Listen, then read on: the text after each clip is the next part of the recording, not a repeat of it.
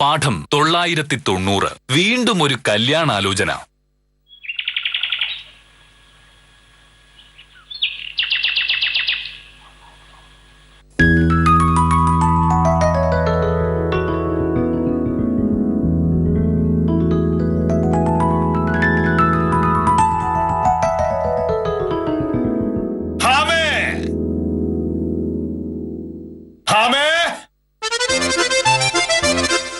എന്താ ഇതെന്താണ്? ഷർട്ട് എവിടെ കണ്ടില്ലല്ലോ. ഇത് തേച്ചിട്ടല്ലേ? അതെ. ഇങ്ങനെയാണോ തേക്കുന്നത്? ഇതായിരുന്നു പ്രശ്നം. ഇത് ചെയ്തത് ഒരു മനുഷ്യനാണ്. ചിലപ്പോ ഒരു കൈപ്പിഴയൊക്കെ പറ്റിയെന്നിരിക്കും. ഈ ഷർട്ട് വിട്ട് ഞാൻ റോഡിലൂടെ നടന്നു പോകുന്ന നീ ആലോചിച്ച് നോക്ക്. ആളുകൾ ചോദിക്കും, അയ്യോ എന്താ മോഹനക്ഷി സാർ തേക്കാത്ത ഷർട്ട് ഇട്ടിട്ടാണോ നടക്കുന്നത്? അപ്പൊ ഞാൻ എന്ത് മറുപടി പറയണം? ഇതൊക്കെ ചെയ്ത മനുഷ്യരല്ലേ, ചിലപ്പോ ഒരു കൈപ്പിഴ പറ്റിയേക്കാം, അപ്പൊ പിന്നെ ഇങ്ങനെ കൈ പോകുന്നു പറയണോ? അങ്ങനെ പറഞ്ഞിട്ടുണ്ടെങ്കിൽ അവര് മോഹനേട്ടനെ തൂക്കിക്കൊല്ലത്തൊന്നുമില്ലല്ലോ. തൂക്കിക്കൊല്ലുന്നതിനേക്കാൾ മോശമാണ് അപമാനം. ഈ നാട്ടുകാർക്ക് പരിചയമുള്ള മോഹനകൃഷ്ണൻ സാർ എല്ലാ കാര്യത്തിലും വൃത്തിയും കൃത്യതയും പാലിക്കുന്ന ഒരാളാണ്. അങ്ങനെയാണെങ്കിൽ മോഹനകൃഷ്ണ സാർ തന്നെ വൃത്തിയായി കൃത്യമായി ഷർട്ട് മുന്നേ തേച്ചിട്ടുകൊണ്ട് നടന്നോളണം. അല്ലാതെ ഭാര്യ ഉണ്ട് സകല കാര്യങ്ങളും ചെയ്തു തരാൻ എന്നുള്ളതിന്റെ പേരിൽ ആളാവരുത്. ഒരു ഭർത്താവിന് ഇത്തരം കാര്യങ്ങൾ കൃത്യമായി ചെയ്തു കൊടുക്കുക എന്നത് ഒരു നല്ല ഭാര്യയുടെ കടമയാണ്. എന്റെ വാലിരിക്കുന്ന രാവിലെ തന്നെ കേക്കരുത്. പാവാണല്ലോ, പോട്ടെ പോട്ടെ എന്ന് കരുതി ഞാൻ ഓരോന്ന് ചെയ്തു തരുമ്പോ അതെന്റെ ബാധ്യതയാണെന്ന് ആക്കി തീർക്കാനാണ് പരിപാടിയെങ്കിൽ ഇനി അങ്ങോട്ട് ഷർട്ട് കൊണ്ട് തന്നെ തെച്ചിടേണ്ടി വരും. ഇങ്ങനെ കണ്ണിച്ചോറില്ലാത്ത ഒരെണ്ണത്തിനാണല്ലോ നീ എനിക്ക് തന്നത്. വേണ്ടായിരുന്നു. മുണ്ടക്കണ വിളിച്ചോണ്ട് കൂടെ നിൽക്കണ്ട, പോയി ഫോൺ എടുക്ക്. നീ ഒരു കാര്യം മനസ്സിലാക്കണം. തേക്കണോ? തേക്കണം. എന്നാ പോയിട്ടോ ഫോൺ എടുക്ക്, അപ്പോഴേക്കും തേച്ചോളാം. ശരി.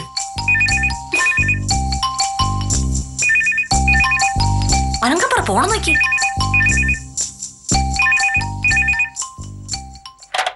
ഹലോ സാറേ, സുശീലനാ, വാട്ടർ അതോറിറ്റിയിലെ. സുശീല, എന്തൊക്കെയുണ്ട് വിശേഷങ്ങൾ? സാർ എത്ര മണിക്കാ ഓഫീസിലേക്ക് ഇറങ്ങുന്നത്? ഞാൻ കൃത്യം 9:38 ഇവിടുന്ന് പുറപ്പെടും. സാറേ, എനിക്കൊരു കാര്യം പറയാനുണ്ട്. ഞാൻ വീട്ടോട്ട് വന്ന സാറിനെ ഒന്ന് കാണാൻ പറ്റുമോ?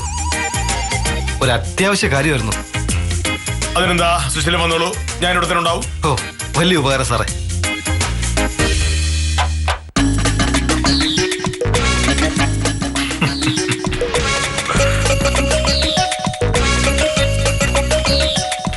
തേച്ച് വെച്ചിട്ടുണ്ട്, ചുളി കൊണ്ടോ നോക്കാം. ചുളി ഉള്ളതിന്റെ പേരിൽ വലിയ ആഫീസറിന് നാണക്കൾ ഉണ്ടാവണ്ട. അല്ലെങ്കിൽ ഞാൻ തേച്ചിരുന്ന ഷർട്ടിന്റെ മുണ്ടിന്റെ ഒക്കെ പേരിലാണല്ലോ വലിയ ആഫീസർ വലിയ ആളാവുന്നത്. അറിവില്ലായ്മയുടെ പേരിൽ നീ ഇങ്ങനെ പലതും പറയും. അതൊന്നും ഞാൻ ഗവനിക്കാൻ പോകുന്നില്ല. പക്ഷേ മറ്റുള്ളവർക്ക് എന്നോടുള്ള വിശ്വാസവും ബഹുമാനവും നേരിട്ട് മനസ്സിലാകുമ്പോഴെങ്കിലും നീ സംശയിക്കരുത്. 30 മിനിറ്റിനുള്ളിൽ ഇവിടെ ഒരാൾ വന്നു ചേരും. അപ്പോ നിനക്ക് എന്റെ വിലയും നിലയും മനസ്സിലാവും. ആരാ? പ്രധാനമന്ത്രിയാ? മുഖ്യമന്ത്രി? റവന്യൂ മന്ത്രി? ജില്ലാ കളക്ടർ? അതിൽ താഴെ ഒരാള് വരുന്നതിൽ എന്താണ് മോഹനട്ട വലിയ കാര്യം? വരുന്നതിന് തകസാരായ പോലെ ഇക്കാലത്ത് വലിയ കാര്യമല്ല എന്ന് നീ പറയും. പക്ഷേ വരുന്നയാളുടെ സ്ഥാനത്തിന്റെ വലിപ്പത്തെക്കാൾ അയാൾ എന്തിനാണ് വരുന്നത് എന്നുള്ളതാണ് പ്രധാനം. ആരാ വരുന്നത്? സുശീലൻ. അതാരാ? വാട്ടർ അതോറിറ്റിയിലെ സുശീലൻ.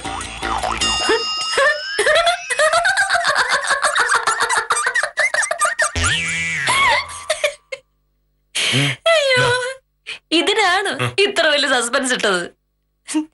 ഞാൻ കരുതി ഏതോ ഒരു വലിയ ആനയാണ് വരുന്നതെന്ന്.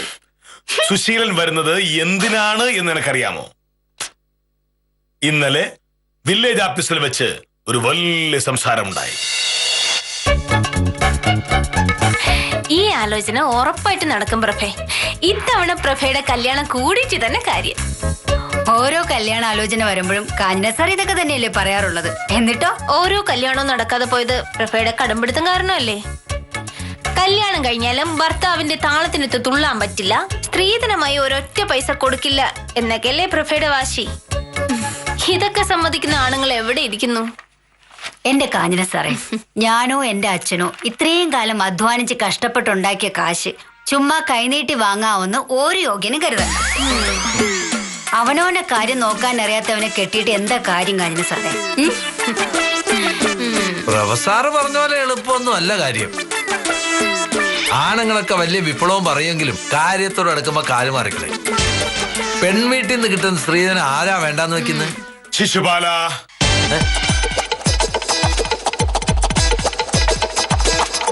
₹1 പോലും സ്ത്രീധനം വാങ്ങാതെയാണ് കെ മോഹനേഷ് സാർ കല്യാണം കഴിച്ചത്. അതിപ്പോ സാറിനെ പോലെയാണോ മറ്റുള്ളവര്? എനിക്കും സാറിനെ പോലെ ഒരാള് മതി.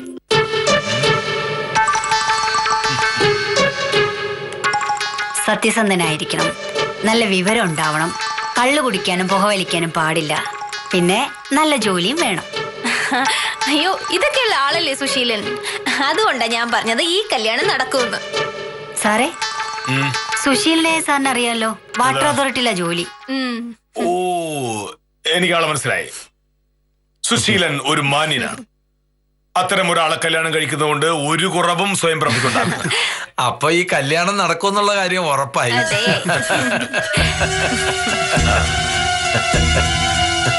കല്യാണം നടക്കണമെങ്കിൽ എനിക്ക് സാറിന്റെ ചില സഹായങ്ങൾ വേണം. എന്റെ സാറുമായിട്ട് സുശീലിന് വലിയ അടുപ്പത്തിലാണല്ലോ. ഞാൻ ജോലി ചെയ്യുന്നത് ഇവിടെ ആയതുകൊണ്ട് ഉറപ്പായിട്ടും എന്നെ പറ്റി സാറിനോട് അന്വേഷിക്കും. അപ്പൊ സാറ് നല്ലത് മാത്രമേ പറയാവൂ. തീർച്ചയായും. പിന്നെ ഞാൻ കൈക്കൂലി വാങ്ങില്ലാന്ന് മാത്രമല്ല, കൈക്കൂലി എന്ന് കേൾക്കുന്ന പോലും എനിക്ക് അലർജി ആണെന്ന് പറയണം. അത് വാസ്തവാണല്ലോ. അതെ അതെ അതെ അതെ, വേറൊരു ഓഫീസിലാണെങ്കിൽ കാണാമായിരുന്നു. പിന്നെ പുള്ളിക്കാരന് സ്ത്രീധനം വേണ്ടാന്ന് പറഞ്ഞിട്ടുണ്ട്. സ്ത്രീധനം ചോദിക്കുന്നവനെ കല്യാണം കഴിക്കുന്നത് എനിക്കും ഇഷ്ടമല്ലെന്ന് സാർ പറയണം. പറയാം.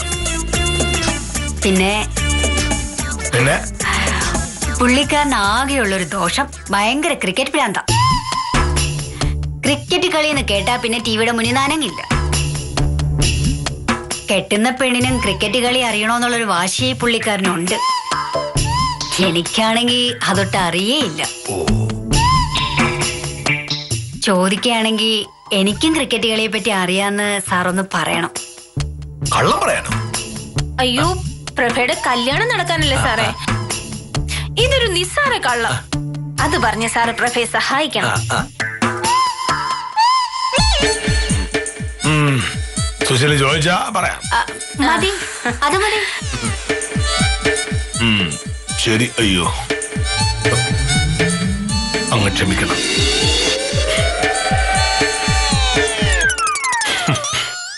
സുശീലൻ സ്വയംപ്രഭയെ പറ്റി എന്നോടായിരിക്കും അന്വേഷിക്കുക എന്ന സ്വയംപ്രഭയുടെ കണക്കൂട്ടലുകൾ കൃത്യമായി. ഇപ്പോൾ ഫോൺ വിളിച്ചത് സുശീലനാണ്, എന്നെ കാണാൻ ഇങ്ങോട്ട് വരുന്നു എന്ന്. ഇതായിരുന്നു ഇത്ര വലിയ കാര്യം? ഇതൊരു വലിയ കാര്യം തന്നെയാണ്. കാരണം സ്വയംപ്രഭയെ പറ്റി എന്നോട് അന്വേഷിക്കുന്നതാണ് നല്ലതെന്ന് സുശീലിന് തോന്നി. എന്തുകൊണ്ടാ? മോഹനയുടെ സ്വയംപ്രഭ ഒരേ ആഫീസ് ജോലി ചെയ്യുന്നുള്ളതുകൊണ്ട്. അതുകൊണ്ട് മാത്രമല്ല. ഓ, എന്നോട് ചോദിച്ചാൽ ഞാൻ സത്യം മാത്രമേ പറയൂ എന്ന് സുശീലനും അറിയാം. ശിശുപാലിനോടോ കാഞ്ചനോടോ ചോദിച്ചാൽ സത്യം പറയില്ല എന്നുള്ള കാര്യം ഉറപ്പല്ലേ? മനസ്സിലായോ? അതായത് സ്വയംപ്രഭയും സുശീലനും തമ്മിലുള്ള കല്യാണം നടക്കണമെന്നുണ്ടെങ്കിൽ മോഹനേഷ് സാർ വിചാരിക്കണം എന്നാണ് അർത്ഥം. ഇതാണ് ഈ നാട്ടിൽ എനിക്കുള്ള വില. ഇതൊന്നും അത്ര വലിയ കാര്യമായിട്ട് എനിക്ക് തോന്നുന്നതേ ഇല്ല. പക്ഷെ നിസ്സാരമായ കാര്യങ്ങൾ പറഞ്ഞു പെരുപ്പിച്ച് വലിയ കാര്യമാക്കാനുള്ള മിടുക്കുണ്ടല്ലോ എന്റെ മോഹനകൃഷ്ണ സാറിന്. ഇതും അത്രയേ ഉള്ളൂ. ഉത്തമനാണല്ലോ. എന്തായിരിക്കും രാവിലെ? വേറെ ഏതെങ്കിലും കല്യാണാലോചനയായിട്ട് വന്നതായിരിക്കും. മോഹനോട് ചോദിച്ചാ കാര്യങ്ങൾ കൃത്യമായിട്ട് അറിയാലോ. തീരെ നിലവാരമില്ലാത്ത തമാശകൾ പറയാതിരിക്കാൻ ശ്രദ്ധിക്കണം കേട്ടോ. തമാശക്കാരി വന്നിരിക്കുന്നു. നമസ്കാരമുണ്ട് സാർ. പിന്നെ രാവിലെ സമയം കിട്ടുമെന്നുണ്ടെങ്കിൽ നമുക്ക് ആ ഗോപിനാഥ് സാറിന്റെ വീട് വരെ ഒന്ന് പോയാലോ? എന്തിന്? അയ്യോ, ഈ ആഴ്ച ഒഴിവ് കിട്ടുന്ന ഒരു ദിവസം ഉണ്ടെങ്കിൽ ഗോപി സാറിന്റെ വീട്ടിൽ പോയ സ്ഥലം ഒന്ന് അളന്നു കൊടുക്കാൻ സാർ നേരത്തെ പറഞ്ഞിരുന്നു. അതൊന്ന് അളന്ന് കല്ലിട്ടാലേ ഗോപി സാറിനെ മതിൽ പണി തുടങ്ങാൻ പറ്റും. ഒരു കാര്യം ചെയ്യ്.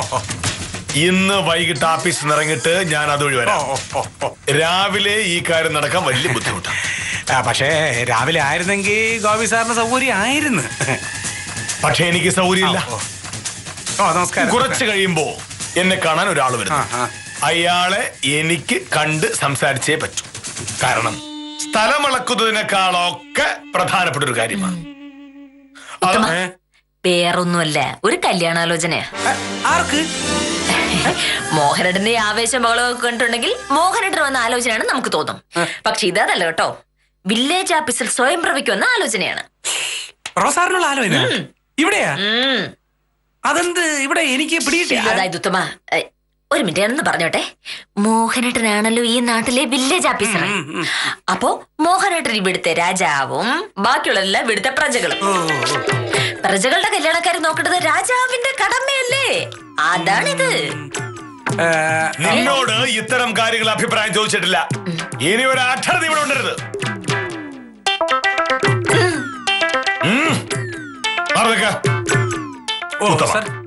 വാട്ടർ അതോറിറ്റിയിലെ സുശീലന്റെ ആലോചനയാണ് സ്വയംപ്രഭയ്ക്ക് വന്നത്. ഒരു കല്യാണം നിശ്ചയിക്കുന്നതിന് മുൻപ് ചെറുക്കനെയും പെണ്ണിനെയും പറ്റി അന്വേഷിക്കണം. സുശീലന് സ്വയംപ്രഭയെ പറ്റി അറിയണമെങ്കിൽ എന്നോട് ചോദിക്കുന്നതല്ലേ ഏറ്റവും നല്ലത്. അതുപോലെ സ്വയംപ്രഭയ്ക്ക് സുശീലനെ പറ്റി എന്തെങ്കിലും വരണമെങ്കിലും എന്നോട് തന്നെ ചോദിക്കണം. അങ്ങനെ സ്വയംപ്രഭയെ പറ്റി ചില കാര്യങ്ങൾ ചോദിക്കാനാണ് സുശീലൻ വരുന്നത്. അത്രയും പ്രധാനപ്പെട്ട ഒരു കാര്യമുള്ളപ്പോൾ എനിക്ക് എങ്ങനെ ഗോപിനാഥ് സാറിന് സ്ഥലം അളക്കാൻ വരാൻ പറ്റും? വൈകിട്ട് വരാം എന്ന് ഗോപിനാഥ് സാറിനോട് പറഞ്ഞു. മാറി നിൽക്കാൻ.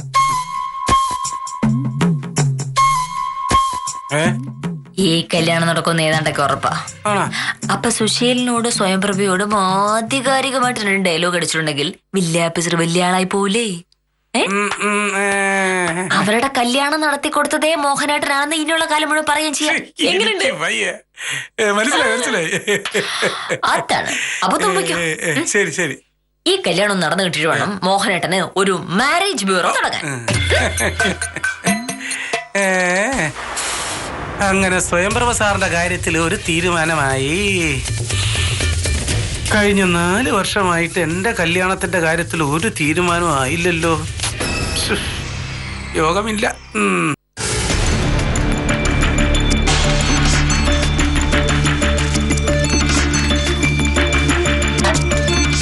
സുശീലൻ വരുമ്പോ ഒരു നല്ല ചായ കൊടുക്കണം. എന്തിന്? സുശീലൻ എന്നെ പെണ്ണ് കാണാനൊന്നുമല്ലോ വരുന്നത്. എന്നെ പെണ്ണ് കാണാൻ വന്നൊരു യോഗിന് നല്ല ഗംഭീരമായ ഒരു ചായ ഉണ്ടാക്കി കൊടുത്തതിന്റെ ശിക്ഷയാണല്ലോ ഞാനിപ്പോഴും അനുഭവിച്ചുകൊണ്ടിരിക്കുന്നത്. നിന്റെ പ്രശ്നം എന്താണ് എന്ന് എനിക്ക് മനസ്സിലായി. നിന്റെ വക്കീൽ ആഫീസിൽ എത്രയോ പേരുണ്ട്. അവരിൽ പലരുടെയും കല്യാണം നടന്നത് നീ അവിടെ ചെന്നതിന് ശേഷമാണ്. പക്ഷേ ഇന്നതുവരെ ആരെങ്കിലും ഒരു കല്യാണാലോചന വരുമ്പോ നിന്നോട് അഭിപ്രായം ചോദിച്ചിട്ടുണ്ടോ? ഇല്ല.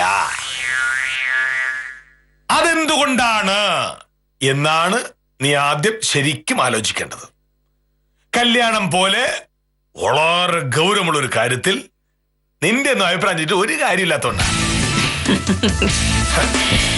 മോഹനേട്ടൻ ഇപ്പൊ ചെയ്യാൻ പോകുന്ന എന്തോ ഒരു മഹത്തായ കാര്യമാണെന്ന് മോഹനേട്ടന് തന്നെ ഒരു ധാരണയുണ്ട്. പക്ഷേ അത് തെറ്റാണ്. കാരണം സ്വയംപ്രഭയും സുശീലനും തമ്മിലുള്ള കല്യാണാലോചന മോഹനേട്ടന്റെ ബുദ്ധിയല്ല. അവർ ആലോചിച്ചു, 2 വീട്ടുകാർ തമ്മിൽ ചർച്ച ചെയ്തിട്ടും ഉണ്ടാവും. എല്ലാം കഴിഞ്ഞപ്പോ വെറുതെ ചുമ്മാ ഒരു തമാശക്ക് മോഹനേട്ടനോടൊന്ന് അഭിപ്രായം ചോദിച്ചു, അത്രേ ഉള്ളൂ. മോഹനേട്ടൻ ഇനി നല്ല അഭിപ്രായം പറഞ്ഞാലും മോശം അഭിപ്രായം പറഞ്ഞാലും ആ കല്യാണം നടക്കും. അതിൽ സംശയമേ വേണ്ട. നീ പറഞ്ഞത് തെറ്റ്. ഞാൻ ഒരു എതിരഭിപ്രായം പറഞ്ഞാൽ പിന്നെ ഒരിക്കലും ഈ കല്യാണം നടക്കില്ല. കാരണം സ്വയംപ്രഭയ്ക്ക് മോഹനേട്ടൻ സാറിന്റെ വാക്കിനപ്പുറം വേറെ ഒരു അഭിപ്രായം ഉണ്ടാവില്ല. സുശീലനായിരിക്കും. വേഗം ഒരു ചായ എടുക്കും. ഇവിടെ നിക്ക്. എവിടെ പോകുന്നു? സുശീലോട് നോക്കട്ടെ. ഞാൻ നോക്കിക്കോളാം. അപ്പൊ എനിക്കറിയണ്ടേ?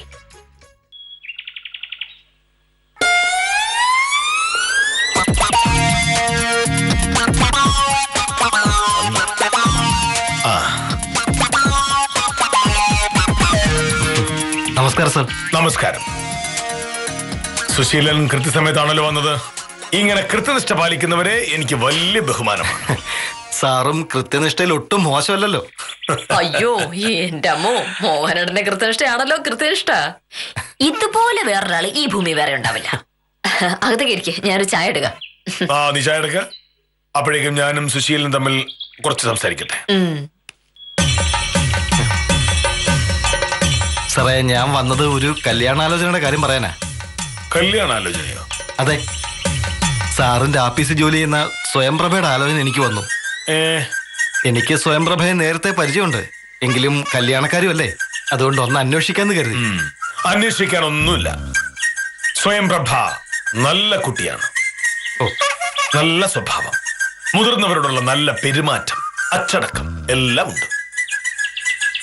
സുശീലന് നന്നായി ചേരും. ഇക്കാലത്ത് വീട്ടില് 2 പേർക്കും ജോലി ഉണ്ടെങ്കിലേ ജീവിക്കാൻ പറ്റൂ. അതുകൊണ്ടാ ഞാനൊരു സർക്കാർ ജോലിക്കാരെ തന്നെ അന്വേഷിച്ചത്. ഞാൻ പറഞ്ഞല്ലോ, സ്വയംപ്രഭ സുശീലന് നന്നായി ചേരും. ഇത്രയും കാലം ഒരു വില്ലേജ് ഓഫീസിൽ ജോലി ചെയ്തിട്ട് 10 പൈസ കൈക്കൂലി വാങ്ങാത്തൊരു കുട്ടിയാണ് സ്വയംപ്രഭ. അത്രയും സത്യസന്ധയായ ഒരു പെൺകുട്ടിയെ ഭാര്യയായി കിട്ടണമെങ്കിൽ സുശീലൻ ഭാഗ്യം ചെയ്യണം. പിന്നെ സ്ത്രീധനത്തിന്റെ കാര്യം. ഇതിന് മുൻപ് വന്ന ആലോചനകളൊക്കെ സ്വയംപ്രഭ വേണ്ട എന്ന് വെച്ചത് അന്ന് വന്നവരൊക്കെ സ്ത്രീധനം ചോദിച്ചത് കൊണ്ടാണ്. 10 പൈസ സ്ത്രീധനം കൊടുക്കില്ല എന്ന് സ്വയംപ്രഭ തീരുമാനിച്ചു. സുശീലനും അത്തരം ചിന്തകളുള്ള ആളാണെന്ന് എനിക്കറിയാം. അതുകൊണ്ടാണ് ഞാൻ പറഞ്ഞത് നിങ്ങൾ പരസ്പരം നന്നായി ചേരുമെന്ന്. പിന്നെ സാധാരണ പെൺകുട്ടികളെ പോലെ അല്ല സ്വയംപ്രഭ. ക്രിക്കറ്റ് കളിയിലൊക്കെ ഭയങ്കര കമ്പ. ഇക്കാലത്ത് അത്തരം പെൺകുട്ടികളെ കാണാൻ പോലും കിട്ടില്ലല്ലോ.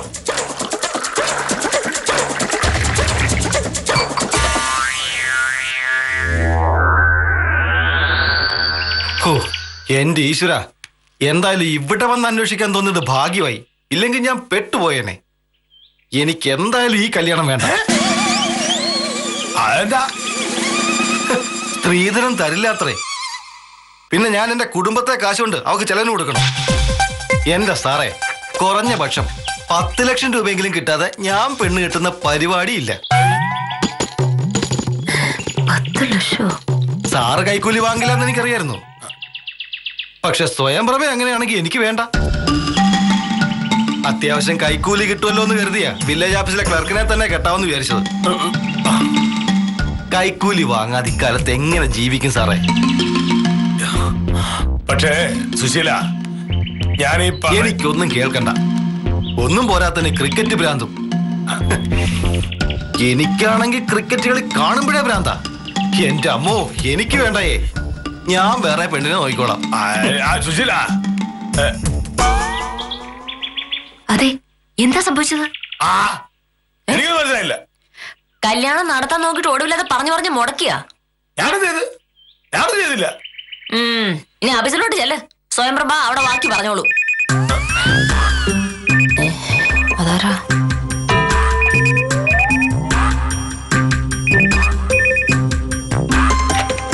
ഹലോ വക്കീലേ, ഞാനാ സ്വയംപ്രഭ.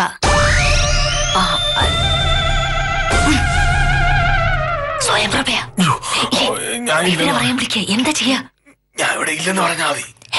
ഇല്ല, അതുകൊണ്ടെന്താ കാര്യം? സംസാരിക്കേ. സ്വയംപ്രഭ, ഞാൻ മോഹനേട്ടനെ കൊടുക്കാമേ. ഹലോ സാറേ, ഞാനാ. സുശീലൻ വന്നില്ലേ? ആരാ? വന്നു. എന്തായി? എല്ലാ കാര്യങ്ങളും വിചാരിച്ച പോലെ നടന്നില്ലേ? നടന്നു. അങ്ങനെ ചോദിച്ചാ സ്ത്രീധനം തരില്ലെന്നും കൈക്കൂലി വാങ്ങില്ലെന്നും സാറ് പറഞ്ഞില്ലേ? അതൊക്കെ പറഞ്ഞു. അല്ല, ഈ പ്രശ്നം എന്ന് വെച്ചാല് എനിക്കറിയാം സാറേ, സുശീലൻ പ്രശ്നം ഉണ്ടാക്കിയല്ലേ?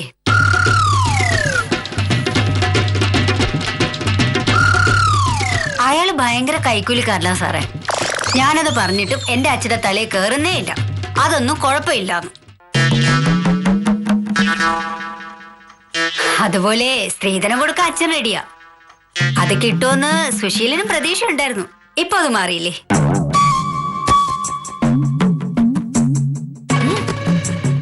അയാൾക്ക് ക്രിക്കറ്റ് കളിയുടെ ABCD അറിയില്ല. ഞാൻ സാറിനോട് അറിഞ്ഞോണ്ട് കള്ളം പറഞ്ഞത്. ഈ കല്യാണം മുടക്കാൻ വേറൊരു വഴി ഞാൻ കണ്ടില്ല.